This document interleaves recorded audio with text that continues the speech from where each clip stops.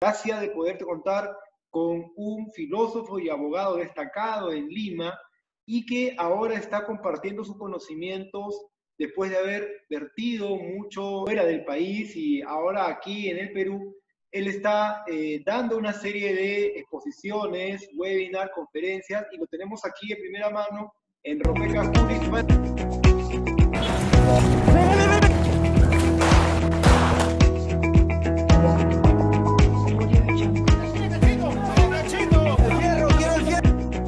Al doctor Enrique Lina Guamán, representante laboralista 1.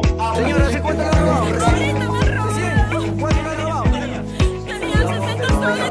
Abogados especialistas. Bien, voy a presentar al filósofo abogado Pavel Taboada García, ¿no? Abogado por la Universidad Inca Garcilaso de la Vega, con maestría en Derechos Humanos por la Pontificia Universidad Católica del Perú, maestro en mención de filosofía en el grado de epistemología por la Universidad Nacional de Mayor de San Marcos, y de más experiencia laboral que lo hace pues de una talla que puede dar su opinión como salida a muchas dificultades que se van a ver hoy en día en el tema que tenemos, que si es constitucional la ley de protección policial, esta ley 31012, que nos va a hablar el doctor ahora. Buenas noches, doctor Pavel.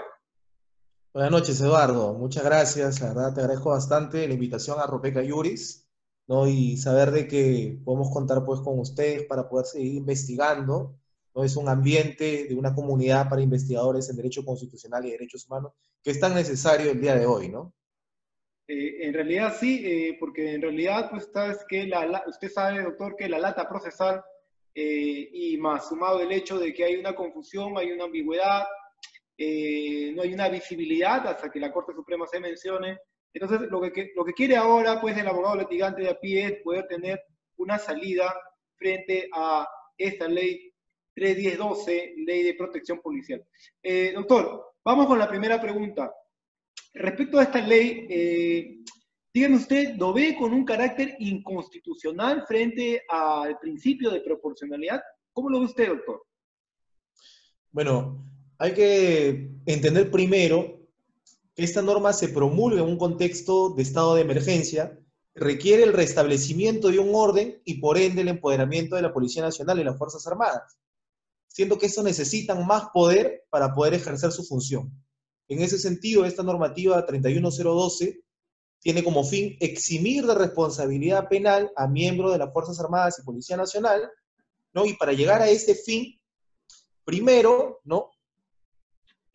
Utiliza el principio de razonabilidad de medios a favor de una interpretación de la Policía Nacional, y segundo, deroga el principio de proporcionalidad en el decreto legislativo 1186 sobre el uso de la fuerza por parte de la Policía Nacional. En ese sentido, su inconstitucionalidad radica en la vulneración de la relación que mantiene tanto el principio de proporcionalidad y razonabilidad, ¿no? Con lo que esta normativa 31012 llama función constitucional del uso de la fuerza. Interesante. Entonces no habría una coincidencia, no habría pues un soporte que pueda sostener o permitir la viabilidad de esta ley 31012, ¿no? Ley de protección policial. Doctor, entonces vamos con otra pregunta. Por ejemplo, hemos visto ahora que hay una incongruencia, por decirlo así, en cuanto al principio de proporcionalidad y el principio de razonabilidad, en cuanto a esta ley. Pero no deben ser separados, entonces. O sea que nosotros debemos entenderlo como que siempre deben estar la mano, y este no será el único caso. ¿Cómo lo ve usted, doctor? Claro, estos principios deben ser entendidos de manera complementaria. Y esto lo dispone la sentencia del Tribunal Constitucional 2192-2004, que formula, y voy a citar expresamente, 3 puntos importantes que están en el artículo que Ropeca Juris ha publicado. Primero, esta sentencia dice que ambos principios son consustanciales a la Constitución. Esto quiere decir que estos principios tienen carácter interseccional a los derechos que protege nuestra Carta Magna. En otras palabras, aunque estos principios no estén explicitados en nuestra Constitución, ellos no pueden ser inobservados para una interpretación o una legislación sobre derechos. Un segundo punto que también comenta esta sentencia es que una decisión, dice expresamente, una decisión que se adopta en el marco de convergencia de dos principios constitucionales, cuando no se respete el principio de proporcionalidad, no será razonable. En otras palabras, no puede ni entenderse ni aplicarse de forma separada estos principios. Por último, esta misma sentencia nos habla sobre la naturaleza de ambos principios. Nos dice, el principio de razonabilidad parece sugerir una valoración respecto al resultado del razonamiento del juzgador. Eso quiere decir que el principio de razonabilidad tiene un carácter axiológico, un carácter valorativo, mientras que el principio de proporcionalidad delimita el terreno del primero. Al respecto, la misma sentencia indica que el procedimiento para llegar a un resultado, a ese resultado que busque la gente, ¿no?, debe ser de aplicación necesaria por el principio de proporcionalidad. Ahí podemos ver que hay una relación sujeto-objeto, donde la parte sujeto, la parte subjetiva es el principio de razonabilidad y la parte objetiva es el principio de proporcionalidad. Interesante, doctor. Entonces, bueno, estamos entendiendo muy claro, entonces, cuál es, pues, la posición del doctor en cuanto a esta ley que ha sido promulgada para la protección policial, la 3.10.12, y que nos está explicando muy bien en cuanto a los fundamentos de la observancia, o en este caso no se ha tenido la observancia del principio de proporcionalidad y el principio de razonabilidad en la cuestión de sujeto-objeto, muy interesante. Vamos con una tercera pregunta, doctor. En el artículo que usted comenta, estoy observando aquí, también usted manifiesta una serie de efectos negativos. ¿Cuáles serían esos efectos negativos que traerían a luz el amparo, pues, el supuesto amparo que da esta ley 3.10.12 de protección policial? ¿Cuáles serían? Muy bien, la norma citada, si bien es cierto, vulnera derechos fundamentales como el derecho a la vida, a la integridad de la persona, que defiende nuestra Constitución.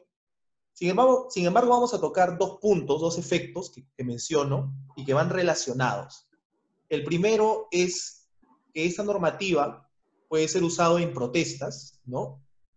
Y hay que tener claro primero que esta norma tiene un carácter de permanencia, debido a que modifica el Código Penal, por lo cual la justificación de su nacimiento pierde su contextualización terminado el régimen de excepción.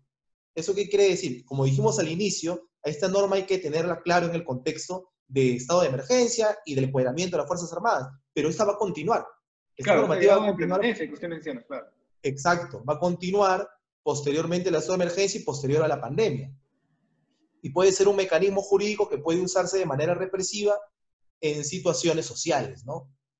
Además que, bueno, como se ha mencionado, deroga el principio de proporcionalidad, lo que permitiría el uso desmedido de las Fuerzas Armadas, ¿no? Del uso de la fuerza, perdón, de las Fuerzas Armadas y de la Policía Nacional. Y puede colisionar, por supuesto, derechos fundamentales. Sin embargo, esta norma también delimita, ¿no? Pone un marco de acción, ¿no?, respecto al eximir de responsabilidad penal. Es cierto, lo pone.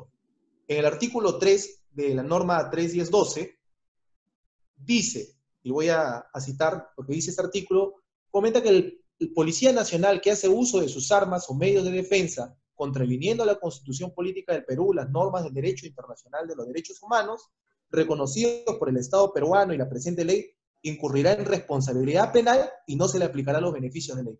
Por supuesto, la norma contempla, si bien es cierto, de que tiene límites. Si el policía actúa en contra de la Constitución o actúa en contra de los derechos humanos reconocidos en los tratados internacionales, entonces no se puede eximir. Sin embargo, desde un enfoque de derechos humanos y constitucional, no me parece de todo cierto. ¿Por qué? Al eliminar el principio de proporcionalidad y solo colocar el principio de razonabilidad como interpretación a favor del personal policial, está colisionando la metodología que está planteada por la sentencia del Tribunal Constitucional que cité hace un momento, la sentencia 2192-2004, cuando dice, ¿no?, que no puede entenderse una separada de la otra. Y es ahí donde debemos entender cómo genera un efecto a la epistemología del derecho, a la parte científica del derecho. ¿Por qué? Porque la vulneración epistemológica del derecho constitucional por esta norma se da debido que al derogar el principio de proporcionalidad y solo dejar el de razonabilidad, elimina esa relación que hemos comentado hace un momento, esa relación sujeto-objeto que contempla el derecho constitucional respecto al ejercicio o defensa de los demás derechos. Ello en el sentido de que el principio de razonabilidad es subjetivo, como hemos comentado, ¿no? Y que se encarga de valorar mecanismos necesarios para llegar a un resultado, mientras que el de proporcionalidad es objetivo y delimita el lugar de actuación del principio de razonabilidad. Al respecto, podemos recordar, por ejemplo, el caso del Capitán Cueva, ¿no? Por supuesto. El caso del Capitán Cueva, por lo cual nace esta normativa. El Capitán Cueva había detenido un grupo de jóvenes, de los cuales a uno de los jóvenes que había contravenido, pues este joven estaba contraviniendo el estado de emergencia, la emergencia sanitaria, ¿no? El Capitán Cueva lo pone de pie, le mete su parte de cachetada, como se ha podido ver, y le dice, te perdono la vida, ¿cierto? ¿Ya? Desde ese punto de vista, a la población le pareció adecuado. Pero si analizamos la situación, el Capitán Cueva ha actuado de manera subjetiva. Su finalidad de él era de que este joven no vuelva a salir nunca más, ¿no? En estado de emergencia, no vuelva a contravenir, ¿no? ¿Cierto? La normativa. Pero actuó solo con su razonabilidad, actuó con su valoración de lo que es adecuado, y se olvidó del principio de proporcionalidad, ¿no? ¿Y cuál es ahí la proporcionalidad?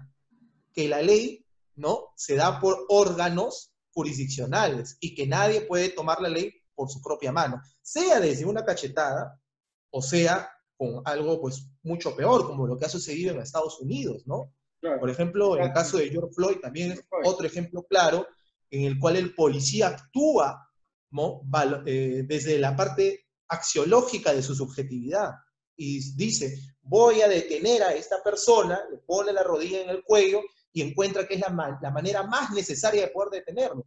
Y por supuesto, tiene una carga social de racismo, ¿no? Y con esa carga social de racismo subjetiva, llega a la razonabilidad que él cree que es la mejor para detenerlo y termina, pues, termina haciendo que esta persona, George Floyd, fallezca, ¿no? En ese sentido, nuevamente también se inobserva el principio de proporcionalidad respecto al accionar. ¿Por qué? Porque el principio de proporcionalidad es ahí que todos tenemos igualdad de razas, ¿no? ¿Cierto? Existe una igualdad, no puede haber una discriminación. Bueno, y podríamos poner otros ejemplos más, por supuesto. Claro, en este caso, por ejemplo, tendríamos que ver que un pilar o una columna que hace pues sólida esta ley de protección policial sería pues el que se esté valorando sobre el principio de razonabilidad, como usted bien claro lo está dejando, ¿no? Y no se tome en cuenta el principio de proporcionalidad. En el caso de Floyd es bueno, y la acá de Cueva que ha mencionado también, en el caso de sujeto-objeto, para verlo claro, ¿no? Por supuesto, y eso es respecto al accionar, porque también esta metodología de estos dos principios que se complementan también se puede dar en una legislación. O sea, pero si es que ya ha nacido, si es que esta ley ya ha nacido y pronta a ser ya en ejercicio, bueno, ¿qué comentario tendría usted, doctor? Perdón, discúlpame. Digo, si es que esta ley ya que ha nacido y ya que se ha dado, ¿qué podría hacer el operador, ¿no?, el litigante, el jugador, qué podría hacer frente a una situación en donde se va a observar que en el proceso se va a oponer en base a esta relación que debe existir entre razonabilidad y proporcionalidad? Bueno, lo primero que va a hacer un litigante... ¿Qué va a ocurrir en los juzgados? Ya. Por supuesto, recordemos que hay una interpretación respecto a esta normativa, ¿no?, que debe ser una interpretación constitucional.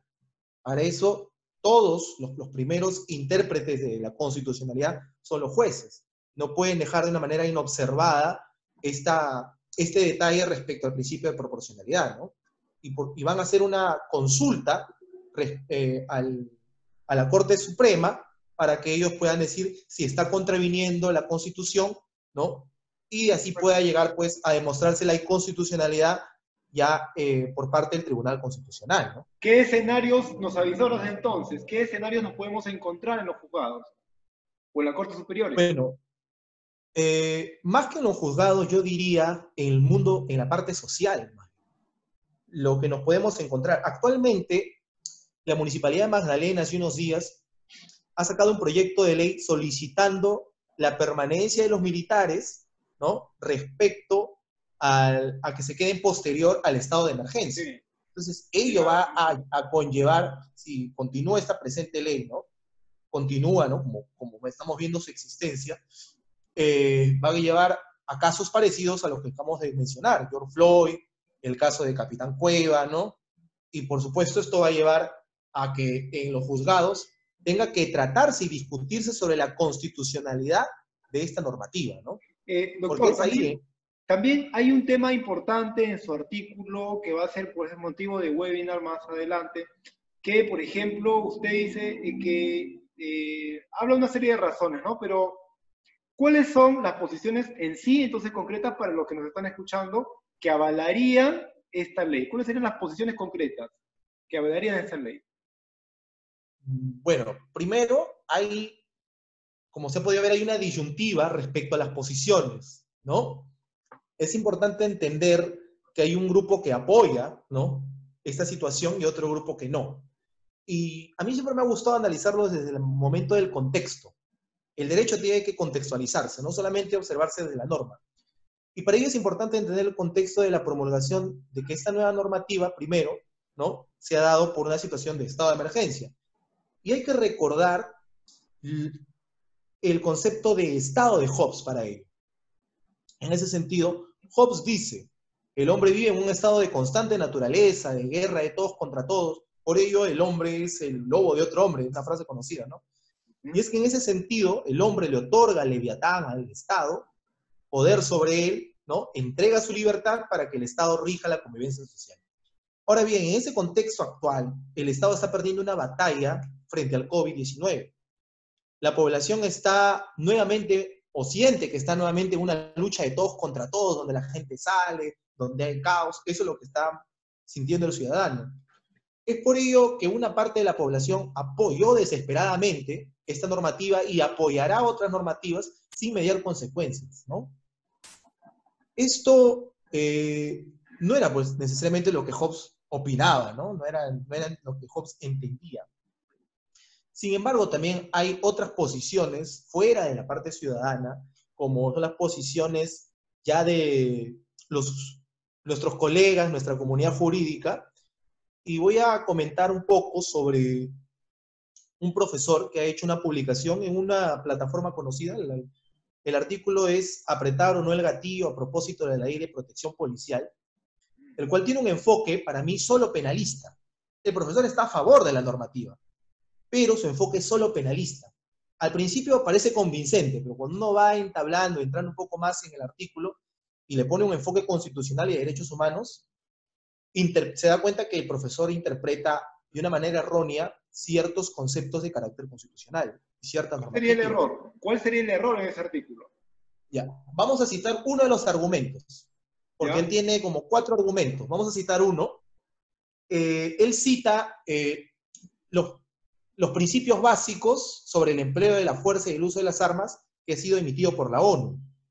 Y cita el artículo 9, que dice que el funcionario policial debe hacer uso legítimo de la fuerza en defensa propia o de otras personas para evitar la comisión de un delito particular, para detener la fuga, para evitar la muerte de una persona. Bueno, como sabemos, esas funciones de la policía están contempladas en la mayoría de constituciones, ¿no?, que podemos observar de distintos países, porque esas son las facultades que tiene un policía. Sin embargo, el profesor analiza esta normativa aislado del artículo 5 de este mismo documento, que sostiene que el principio de proporcionalidad es el sustento para que el funcionario cumpla esas facultades. No es que la ONU dice de que el funcionario policial debe usar lo que sea para detener, no. Él pone bien claro, la ONU pone bien claro que es la proporcionalidad lo que debe utilizar como metodología para que el policía detenga o utilice cualquiera de sus facultades. Además, el profesor pasa por alto una publicación que hace la ONU hace un mes más o menos publica, y lo cito en mi artículo, cito en Noticias ONU, ¿no? Yaran Harab, titular de la Oficina para los Derechos Humanos en América del Sur de la ONU, sostuvo que la promulgación de la legislación constituye un retroceso preocupante en la normativa del desarrollo en el Perú en materia del uso de la fuerza. Y se está refiriendo a esta norma. Ya que sí, dice, y expresamente, ya que si deroga el principio de proporcionalidad, se impide que los funcionarios policiales actúen de manera excesiva o arbitraria. O sea, el policía va a actuar de manera arbitraria. Ya te está diciendo en la ONU, te está diciendo en esa parte arbitraria, de que el policía va a actuar de manera subjetiva, Claro. de que el policía va a actuar de manera axiológica, porque se ha eliminado el principio de proporcionalidad. Entonces, son uno de los argumentos que está pasando por alto, pues, el profesor, y que, bueno, como me comentas, sí vamos a tocarlo en el webinar, ¿no? Y voy a tener una parte de la exposición, no solamente para hablar de mi artículo, sino ¿Cuál es para el hablar título del artículo que mencionas ahora, del profesor? del profesor. Allá, se llama apretar o no el gatillo a propósito de la Ley de Protección Policial. Apretar o no el gatillo. Está en Legis Perú, seguro. Sí, ajá, está en el Legis y parece convincente, ¿ah? Y yo he leído bastante su argumento, y desde un enfoque de derechos humanos, todo puede cambiar. Recordemos, y acá quiero agregar un poco, que en el momento de interpretar una norma hay que recordar la pirámide de Kelsen, porque una norma también se interpreta desde la cúspide, desde los derechos humanos, la Constitución, y así vas bajando. No puedes interpretar una normativa desde la mitad, porque estás sesgando el derecho constitucional y los derechos humanos que se encuentran en la cúspide de nuestra pirámide. Claro, evidentemente. Doctor, interesante lo que ha manifestado usted, y bueno, vamos ahora a la parte de una de las últimas preguntas. Como le digo, veo su artículo y bueno, esto que estamos hablando ahora de la ley de protección, ¿tiene alguna relación que ver con, por ejemplo, con el tema de si hay una cantidad de personas comisoras de un delito en el cual quede impune o por cual sean procesadas, con el tema del desacinamiento carcelario, por ejemplo, ¿habría alguna relación? Porque es un tema que también está latente ahora, que está presente. Bueno, la relación es el enfoque, en primer lugar, ¿no?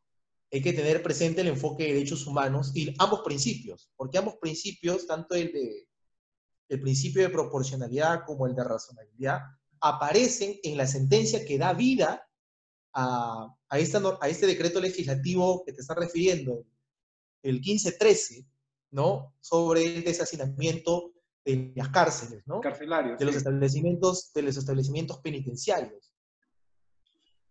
Bueno, primero, desde el punto de vista de me derechos gustaría, humanos, usted es su especialidad. ¿Cómo ve usted esta ley? primero me gustaría felicitar la iniciativa, sin embargo, al darse en un contexto como el que vivimos, que ha visibilizado y ha agravado la situación de emergencia que el sistema penitenciario ya atravesaba, pues solo me queda decir, ya era hora de pensar en derechos humanos, ¿no? Hace mucho tiempo ya debimos haber cambiado esa situación. Por otro lado, tu pregunta es todo un tema que debemos tocar en un webinar, y espero que cuentes conmigo para ello. Ya te estoy comprometiendo ya para otro webinar, porque la verdad que es un tema amplio, es un tema muy amplio, ¿no? Y el Bueno, tema que ha tocado usted acerca de la ley de protección policial, la 31012, es un tema también que atañe mucha controversia. Hay posiciones encontradas, y así como usted manifiesta su posición constitucional epistemológica, hay otras, como la que ha mencionado de un profesor en su artículo, que van a encontrar pues una posición opuesta a la que usted menciona. Entonces, definitivamente tiene que hacerse una videoconferencia, un webinar, para que usted pueda aclarar en más tiempo a ciertos operadores jurídicos. Invitamos a todos los abogados litigantes, los estudiantes y a toda la comunidad jurídica que necesite saber este tipo de posturas para que pueda prevenir cualquier tipo de servicio que vaya a dar en un futuro a cualquier efectivo policial. Bueno, doctor, entonces quedamos comprometidos para otra fecha. Por supuesto, tanto en mi artículo, como te comenté, que vamos a tocar tanto el enfoque de este profesor penalista, como el enfoque de derechos humanos respecto a la ley de protección policial, y ya te comprometo también para poder tocar el tema de la ley, del decreto legislativo 1513 sobre deshacinamiento. Y para ello quisiera agregar solamente que es bueno ir revisando la sentencia del Tribunal Constitucional, la sentencia 05436 del 2014, que hace poco ha sido dada por el TC, ¿no? Que permite el habeas corpus, perdón, que funde el habeas corpus correctivo, ¿no? Lo cual tiene todo un marco pendiente respecto al deshacinamiento. Además, el propio decreto legislativo 1513 y el 1514, ¿no? Que también debemos revisar. Y bueno, respecto justo a este tema, me gustaría, para terminar y agregar, una cita de un filósofo, el filósofo Foucault, ¿no? Que es un filósofo que investiga el poder, y en su libro Vigilar y Castigar, Historia de las Prisiones, así se llama su libro, dice lo siguiente. Las prisiones. Sí, así es. Él dice lo siguiente: la prisión es el único lugar en el que el poder puede manifestarse de forma desnuda, en sus dimensiones más excesivas, y aún así justificarse como un poder moral. Ah, interesante. Por supuesto, en ese sentido nos vamos a dar cuenta que por muchos años las prisiones han sido fábricas de inseguridad ciudadana, ¿no? ¿Por qué? Porque han salido de ahí ex internos más perfeccionados, inhumanos también, porque han vivido de una manera inhumana dentro, ¿no? Y hemos tenido, por otro lado, la medida de grillete electrónico para deshacinar, ¿no? Para ese deshacinamiento. Tema también, doctor, que tendríamos que ver más adelante. El tema de los grilletes electrónicos, ¿no? Que se ha dado hace unos días. Por supuesto. Pero ese tema va de la mano con el tema del deshacinamiento. Porque recordemos que el deshacinamiento va, según el decreto legislativo 1513, tiene una duración de 90 días posterior al término del estado de emergencia. Mientras que el grillete electrónico sí está modificando el Código Penal, ¿no? Respecto a las disposiciones que establece su propia naturaleza, ¿no? Pero quiero recordar que... En Ropeca Juris esperamos un nuevo artículo de usted para que en este conversatorio se pueda dar la invitación para el próximo webinar, que sería con el doctor filósofo Pavel Taboada García, para que ustedes puedan enterarse e informarse de muchas más cosas, herramientas y sobre todo la postura que bien claro lo deja con base teórica y epistemológica para que puedan tener la tranquilidad de llevar su... Doctor, entonces quedamos para otra fecha. Un saludo final de usted para la comunidad que nos está escuchando. Bueno, para toda la comunidad, abogados, colegas, personas interesadas en el derecho, o que toman el derecho en serio también, para mismo Ropeca Juris, un saludo muy grande por esta oportunidad, y les recuerdo que los derechos humanos no están en cuarentena. Muchas gracias. A usted, doctor. Buenas noches con todos, amigos. Ha sido el doctor Pavel Taboada y con ustedes será hasta otra oportunidad. Síganos en el Facebook para que estén al tanto de todos los webinars, capacitaciones y conferencias que podamos tener con él. Buenas noches, doctor. Cuídese. Hasta luego. Gracias.